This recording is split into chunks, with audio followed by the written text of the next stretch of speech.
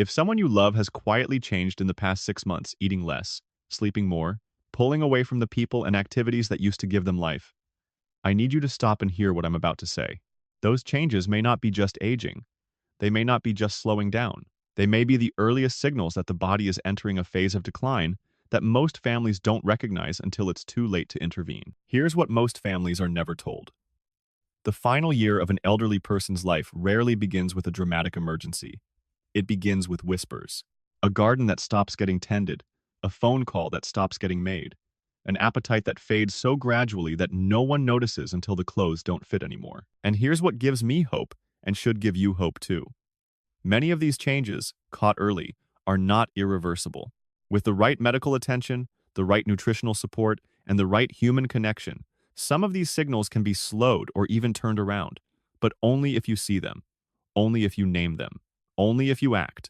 In 25 years of practice, I've watched families lose months they could have had, not because they didn't care, but because no one told them what to look for. Today, I'll show you 7 quiet signs your loved one's body may be sending. And sign number 1 has probably been happening for weeks. In the comments below, tell me, what change have you noticed in someone you love that you haven't been able to explain? Saying it out loud might be the first step toward understanding what it means. I'm Dr. Walter Pembrook. In 25 years of working with older Americans and the families who love them, I've learned something that no textbook ever taught me: the body rarely goes silent before it lets go. It speaks, constantly, in changes so small that most families watch them happen every day and call them just getting old. Today, I'm going to teach you the language your loved one's body is already using. 7 quiet signals that something deeper may be happening, what they look like at the dinner table, in the living room, on a morning walk, and exactly what you can do about each one while the window is still open. Warning sign number 7. If someone you love has quietly stopped reaching out to the world, do not call it just getting old.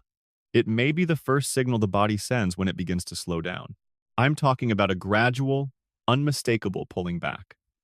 The grandmother who used to call her grandchildren every Sunday without being asked stops calling. The man who never missed a Sunday service starts saying he doesn't feel up to it. The woman who lit up every room at a family gathering now sits at the edge, quiet, watching, as if she's already halfway out the door. And here is what makes this so easy to miss. It doesn't happen overnight. It happens over months. So slowly that by the time someone notices, the retreat has been underway for half a year or more. Here's what's happening beneath the surface. After the age of 70, the brain's production of oxytocin, the hormone that fuels social bonding, the chemical that makes human connection feel rewarding, begins to decline. When an elderly person starts pulling away, the brain receives fewer signals that trigger dopamine, the reward chemical that drives motivation and engagement.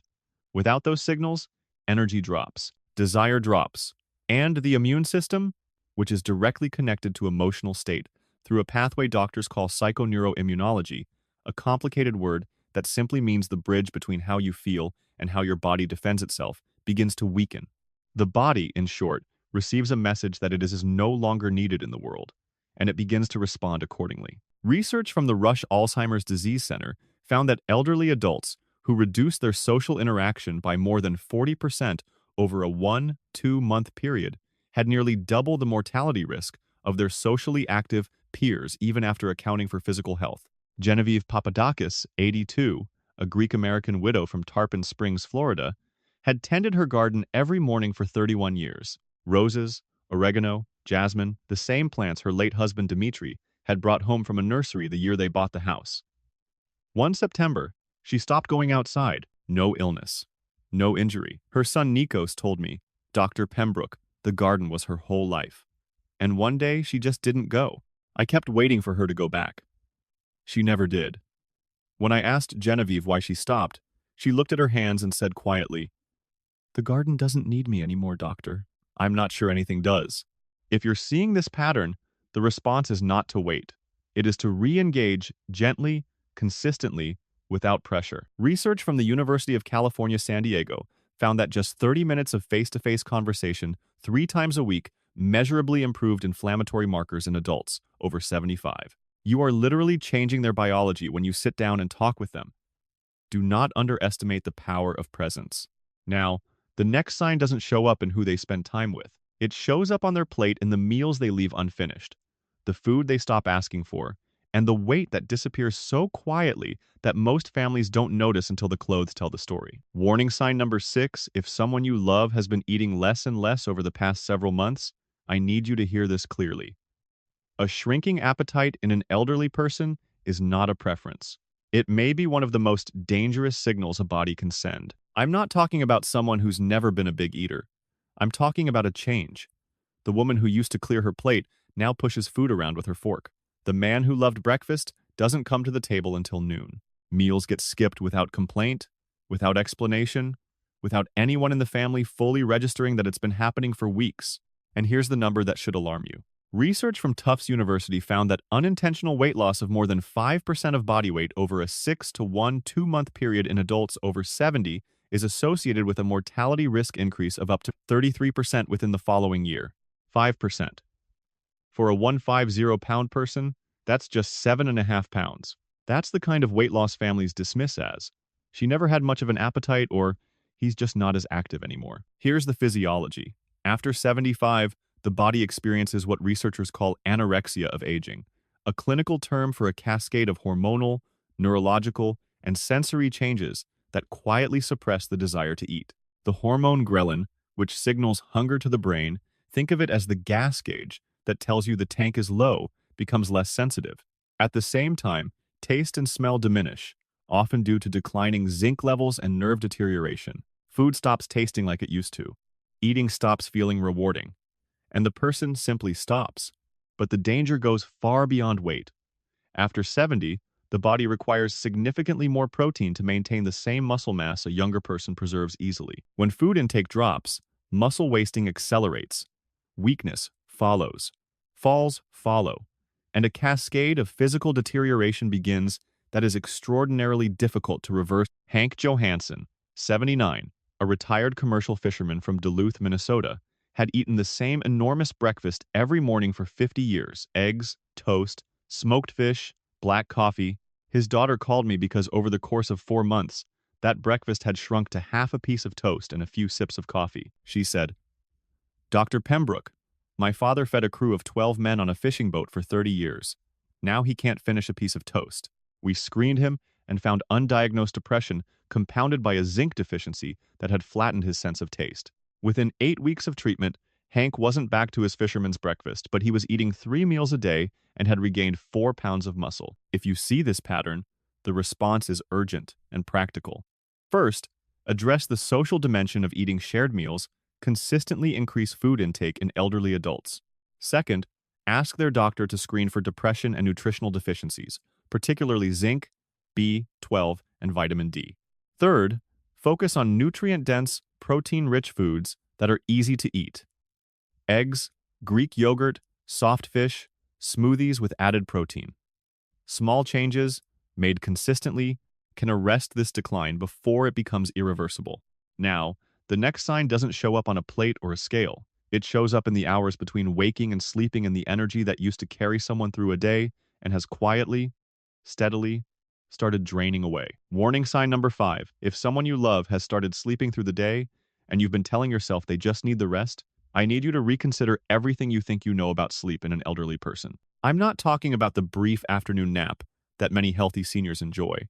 I'm talking about something different, something new. A person who used to be up and moving by 7 in the morning now sleeps until 11.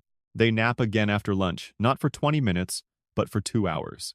They drift off during conversations, during meals, during activities that used to hold their full attention. And by the time the family acknowledges the pattern, it's been deepening for months. Here's what I need you to understand. This kind of sleep is not rest. It is not the body recharging. It is the body conserving energy because it no longer has the resources to sustain normal wakefulness. The science behind this is precise and sobering.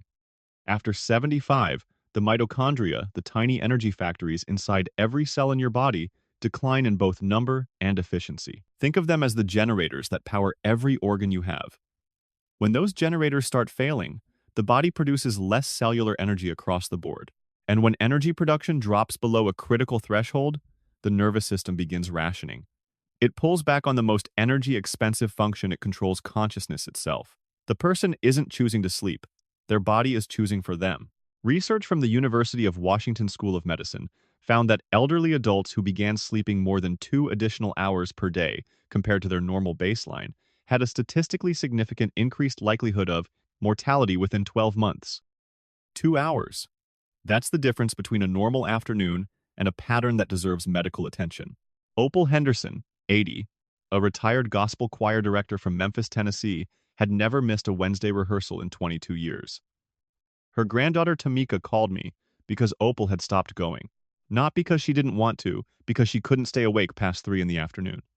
Tamika said, Dr. Pembrook, my grandmother, directed a choir of 40 voices for 22 years. She never sat down during rehearsal. Not once. Now she falls asleep in the middle of telling me a story. Her voice broke. She was mid-sentence, Dr. Pembrook, talking about my grandfather. And she just went, like someone turned the lights off. We ran a full workup on Opal, found severe anemia and a thyroid that had nearly stopped functioning, both treatable. Within 10 weeks, Opal was not back to directing choir, but she was awake for dinner, awake for conversation, awake for the stories about her late husband that her granddaughter needed to hear. Tamika told me later. You didn't just give me her days back. You gave me her words back. If you're seeing this pattern, the first step is not acceptance. It is investigation. Thyroid dysfunction, anemia, medication side effects, sleep apnea, depression, all of these can mimic the pattern I just described. And every one of them is treatable. Ask the doctor for a full blood panel, a thyroid screening, and a medication review. Say, this level of sleeping is new. I'd like treatable causes ruled out before we assume its decline. That sentence changes the trajectory of the conversation.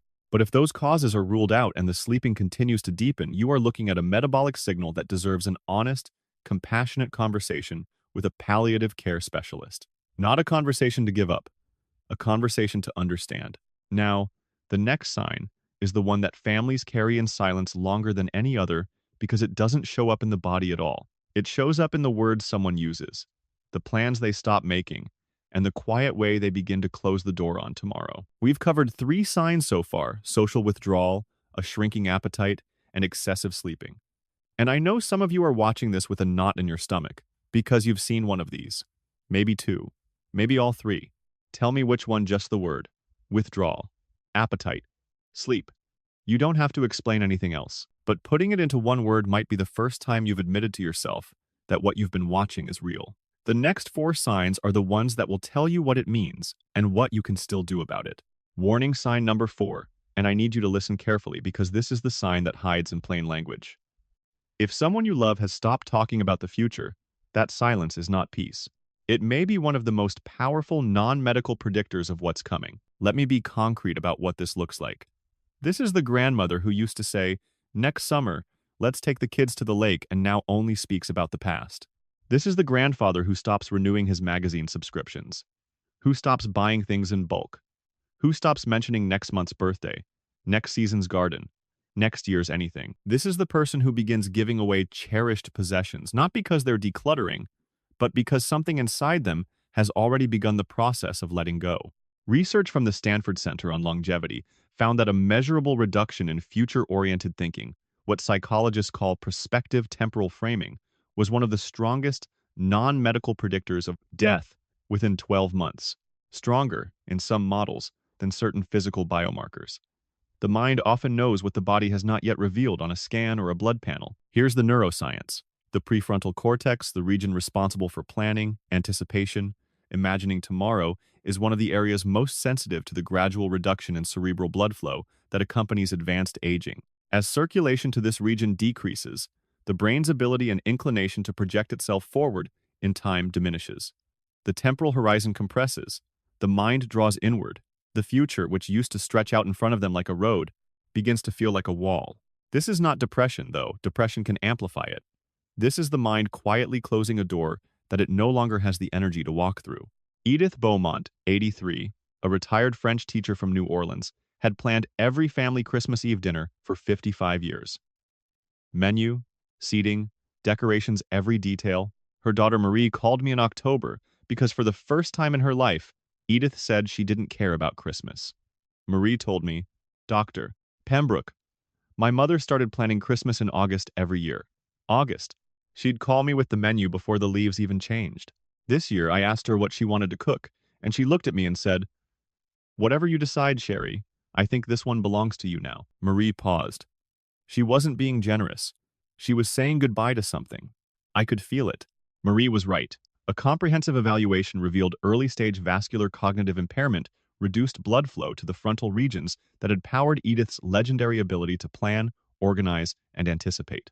The woman who had mentally orchestrated 55 Christmas Eve dinners no longer had the neurological infrastructure to imagine the 56th. If you're hearing this in someone you love, fewer plans, fewer next times, fewer references to tomorrow, do not respond with forced cheerfulness that dismisses what they're communicating.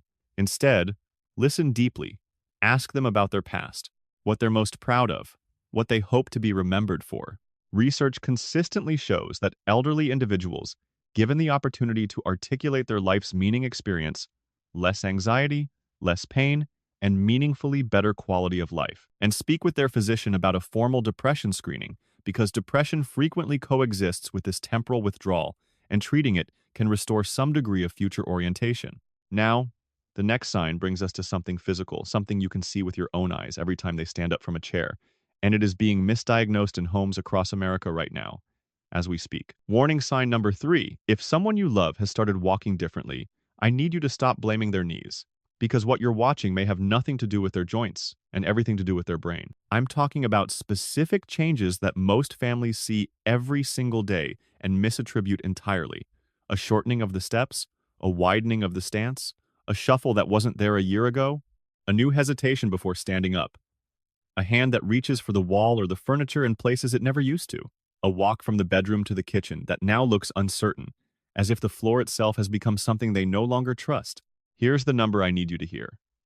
Research published in the British Medical Journal, analyzing data from over 34,000 elderly participants across 9 countries, found that gait speed, simply how fast a person walks, was a more accurate predictor of 5-year survival than many traditional medical measures. Every 0.1 meter per second decrease in walking speed was associated with a 12% increase in mortality risk. Your loved one's walking speed is a window into the biological age of their heart, their lungs, their nervous system, their muscles, and their brain simultaneously. Think of it like an orchestra. When all the musicians are playing together, the movement looks effortless. But when key players begin to drop out, the sound becomes hesitant, uncertain, fragmented. Here's why. Walking is not a leg activity. It is a full brain performance. Every step requires the coordinated firing of the motor cortex, the cerebellum, the basal ganglia, the vestibular system in the inner ear, proprioceptive feedback from the feet and joints, and the continuous real-time processing of spatial information. A change in gait is the orchestra losing musicians, and it reflects systemic decline across multiple biological systems at once. Alma Reeves, 81, a retired postal clerk from Richmond, Virginia, had walked 2 miles every morning through her neighborhood for as long as her neighbors could remember. Her son Curtis brought her to me because over 6 months, those 2 miles had shrunk to 2 blocks, and even those 2 blocks had become a negotiation with the furniture lining her hallway. Curtis said, "Dr. Pembrook, my mother walked rain or shine for 30 years. The mail carriers knew her by name. Now she holds the wall to get to the bathroom, and she won't tell me why." When I asked Alma what had changed, she said something that broke the room in half. "I'm not afraid of falling, doctor. I'm afraid of not getting back up. Because who's going to pick me up when Curtis is at work?" We evaluated Alma's gait and found significant hip abductor weakness, mild peripheral neuropathy in her feet, and a blood pressure medication, causing orthostatic hypotension, that sudden drop in blood pressure when standing that makes you dizzy and unsteady. 3 treatable causes that 3 previous doctors had missed because they'd only looked at her joints.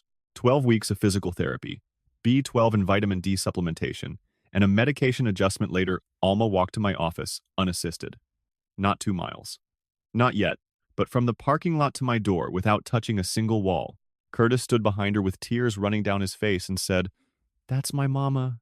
If someone you love is walking differently, shuffling, hesitating, reaching for walls, and orthopedic treatment isn't helping, stop treating the legs and start asking about the brain, the blood pressure, and the nutritional deficiencies that no one has checked for. Say to the doctor, "The walking is getting worse and the joint workup doesn't explain it. I'd like a neurological evaluation, a medication review, and a nutritional panel." That sentence opens 3 doors that most families never know to knock on. And here's where this video takes a turn that most people don't expect, Because the next sign has nothing to do with the body at all. It lives in the mind, in the thoughts that get lost, in the decisions that stop making sense, and in the confusion that an elderly person hides from everyone they love because admitting it feels like losing everything they are. Warning sign number 2. And I need to say this with the honesty it deserves. If someone you love has started making decisions that don't make sense, or has stopped making decisions at all, what you're witnessing may not be stubbornness, and it is not laziness. It may be the brain quietly losing its ability to manage the life it built. I'm talking about changes that families see every day and misname every time. The father who handled every financial decision for 50 years suddenly can't figure out which bills to pay first. The mother who managed a household of 5 now stands in the grocery store aisle staring at 2 brands of soup as if the choice is unsolvable. The person who always knew exactly what to do in a crisis now freezes when the smoke detector goes off, not because they're afraid, but because the sequence of steps that should follow that sound no longer assembles in their mind. And then there's the other version, the one that terrifies families the most, the impulsive version. The person who gives $2,000 to a phone scammer and doesn't understand why the family is upset. The person who drives to the store and can't remember how to get home. The person who leaves the stove on, not once, but 3 times in a week, and doesn't recall any of them. Here's what's happening. The prefrontal cortex, the same region I described in the previous sign, is the command center for what doctors call executive function that includes judgment, planning, risk assessment, impulse control, and the ability to weigh consequences before acting. When blood flow to this region diminishes, or when the neural networks connecting it to the rest of the brain begin to degrade, the system doesn't fail dramatically. It erodes. Decisions that once came automatically now require effort the brain can no longer sustain. And the person is often the last one to recognize it, because the part of the brain that would recognize the problem is the part that's failing. This is why families carry this sign in silence longer than almost any other, because confronting it feels like accusing someone you love of being incapable. And because the person themselves will fight the observation, not out of denial, but because they genuinely don't see what you see. Clifford Beauregard, 84, a retired federal judge from Charleston, South Carolina, spent 40 years making decisions that shaped people's lives. His daughter Constance sat in my office alone. She hadn't told her father she was coming. She said, "Dr. Pembrook, my father sat on a federal bench for 4 decades. Attorneys were afraid of how sharp he was. Last month, he wrote a $6,000 check to a company that doesn't exist because they told him he won a prize. When I asked him about it, he looked at me like I was the one who was confused." She pressed her hands together. "How do I tell a man who sentenced criminals for a living that he just got conned by a phone call? How do I say that to my father and still let him keep his dignity?" That question, how do I protect someone and preserve their dignity at the same time, is the question that keeps every adult child awake at 2 inches the morning. And the answer begins with understanding that what you're seeing is not a character failure, it is a neurological change. And neurological changes can be evaluated, managed, and in some cases partially addressed, but only if someone has the courage to name what's happening. If you're seeing this pattern, the response is not confrontation. It is compassion paired with action. Speak privately with their physician. Describe specific incidents, the check, the stove, the grocery store with dates and details. Ask for a comprehensive cognitive evaluation that goes beyond a standard memory screening. Say, "Their judgment and decision-making have declined significantly. I'd like an evaluation of executive function." And, if financial vulnerability is involved, speak with an elder law attorney about protective measures not to take away autonomy, but to build a safety net beneath it. And now we come to the sign I've been building toward since the first words of this video. The one I believe is the most overlooked, the most misunderstood, and the one that carries more weight than any other on this list, because when you see it clearly, you will never look at someone you love the same way again. I'm talking about sarcopenia, the quiet, invisible, devastating loss of muscle mass that accelerates every form of decline I've described today. And I need you to hear me clearly. This is happening right now, in the body of someone you love, and nobody is measuring it. And here it is, the number one most overlooked, most misunderstood, and most preventable sign that an elderly person's body is preparing to let go. The one I promised you at the beginning. The one that, once you understand it, will connect every other sign on this list into a single picture you will never be able to unsee. Here's why this is number one. Go back through every sign we've covered. The person who withdrew from social life partly because they no longer had the physical energy to participate. The appetite that disappeared, which meant the protein their muscles desperately needed, stopped arriving.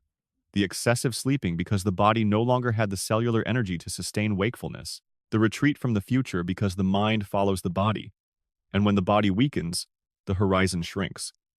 The gait that changed because the muscles that held them upright were quietly dissolving. Sarcopenia is not behind all of these, but it is tangled into nearly every one.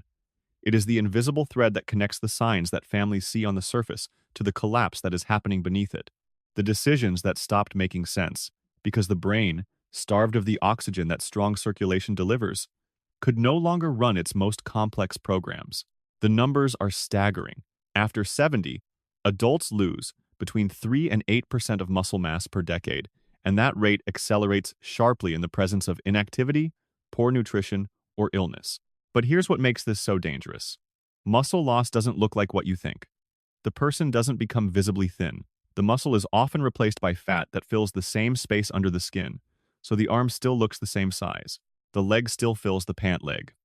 But inside, the tissue that provided strength, stability, metabolic function, and immune support has been quietly replaced by tissue that provides none of those things. You cannot see sarcopenia in a mirror. You can only see it in what the person can no longer do. Julius Washington, 79, a retired longshoreman from Baltimore, had spent 40 years loading cargo on the docks at the port of Baltimore. His hands were enormous. His shoulders were built for a lifetime of labor. His daughter Denise sat in my office and could barely speak. She said, "Dr. Pembrook, my father carried 200-pound crates on his back. He built our porch with his bare hands. Last week I watched him try to open a jar of pickles and he couldn't do it. He handed it to me without saying a word. And the look on his face," she stopped. The look on his face was not frustration. It was shame. My father has never been ashamed of anything in his life, and he was ashamed that he couldn't open a jar. She leaned forward. "I'd rather he yelled at me. I'd rather he threw the jar across the room. Anything but that look. Because that look meant he already knew what was happening. He just didn't have the words for it." We evaluated Julius and found exactly what I expected. Significant sarcopenia, masked by subcutaneous fat, severe vitamin D deficiency, inadequate protein intake since his wife passed 2 years earlier, and complete physical inactivity since he stopped walking to the corner store 8 months before. 4 factors. Every single one treatable. We started Julius on a structured resistance training program, light bands, seated exercises, nothing extreme. We added 30 grams of protein to his breakfast and 30 to his dinner. We supplemented his vitamin D and B12. His daughter committed to walking with him 3 times a week, not for distance, but for consistency. 4 months later, Julius opened a jar of pickles in my office. He set it on my desk, looked at his daughter, and said, "Tell Dr. Pembrook what happened last Sunday." Denise was already crying. She said, "He built a birdhouse in the backyard with his hands. It took him all day. It's a little crooked, and it's the most beautiful thing I've ever seen." Julius looked at me and said the sentence I will carry for the rest of my career. "Doc, I thought the man I used to be was gone. Turns out he was just hungry and sitting still too long." That sentence is the reason I put this sign at number 1. Not because it's the most dangerous, although it is, but because it is the most actionable. Sarcopenia responds to intervention. It responds powerfully, even in adults in their 80s and 90s. Resistance training, adequate protein, vitamin D, B12, and the simple act of moving consistently, these are not complicated interventions. They are not expensive. They do not require a specialist. They require someone who loves the person enough to say, "We are not accepting this as inevitable." If someone you love has become weaker, if they struggle with jars, with stairs, with getting out of a chair, if their grip has softened, if their arms have thinned, if their world has shrunk to the distance between the bed and the couch, do not wait another week. Ask their doctor for a sarcopenia screening, a full nutritional panel, and a physical therapy referral. Say, "I believe they are losing muscle mass and I want a comprehensive intervention plan." That sentence is the beginning of a fight you can win, a fight the body is still willing to join, if someone shows up and refuses to accept decline as the final answer. At the beginning of this video, I told you to stop and listen. I told you that the changes you've been watching in someone you love may not be just aging, and I told you that many of them, caught early, are not irreversible. Now you understand why I said that.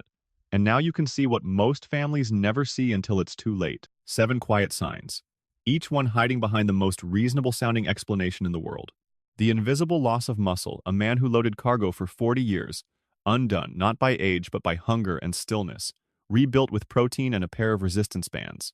Cognitive confusion that turned a federal judge into a scam victim, not stubbornness, not carelessness, but a prefrontal cortex quietly losing its blood supply. A gate that changed 3 doctors treated the joints while the real cause hid in the brain, the blood pressure, and the vitamins no one thought to check. A retreat from the future, a woman who planned 55 Christmas Eve dinners, no longer able to imagine the 56th, because the part of her brain that projects forward in time was dimming. Excessive sleeping that stole a gospel choir director from her granddaughter, mid-sentence not rest, but a body rationing the energy it no longer had. An appetite that shrank until a fisherman who fed 12 men couldn't finish a piece of toast, not preference, but a cascade of hormonal and sensory failure that was treatable the entire time. And a social withdrawal so quiet that a garden that had bloomed for 31 years simply stopped being watered because the woman tending it had received the message from somewhere inside herself that she was no longer needed. 7 signs. Not one of them looks like an emergency. Every one of them looks like just getting old. And that phrase, just getting old, is the most dangerous sentence in all of elder care, because it stops you from asking. It stops you from acting, and it gives the body permission to continue a decline that, in many cases, did not have to happen. Here's what I need you to do this week. 3 things. First, look. Really look at the person you love, not with fear, with attention.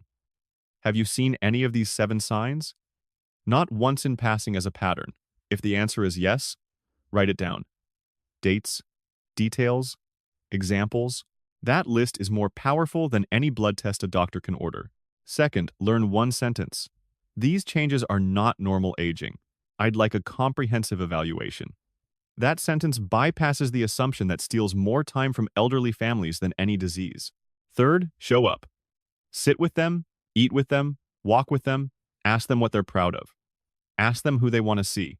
Because the research is unambiguous, human connection is not a luxury for elderly adults. It is a biological intervention. You are literally changing the chemistry of their body when you choose to be present. I told you about Julius Washington, a man who thought the person he used to be was gone, and found him again with protein and a pair of resistance bands. I told you about Opal Henderson, a choir director whose words were returned to her when someone bothered to check her blood. I told you about Alma Reeves, a woman who was afraid not of falling, but of falling alone. And I told you about Genevieve Papadakis, a garden that stopped blooming because the woman who tended it had forgotten she was needed. Each of them had someone who noticed.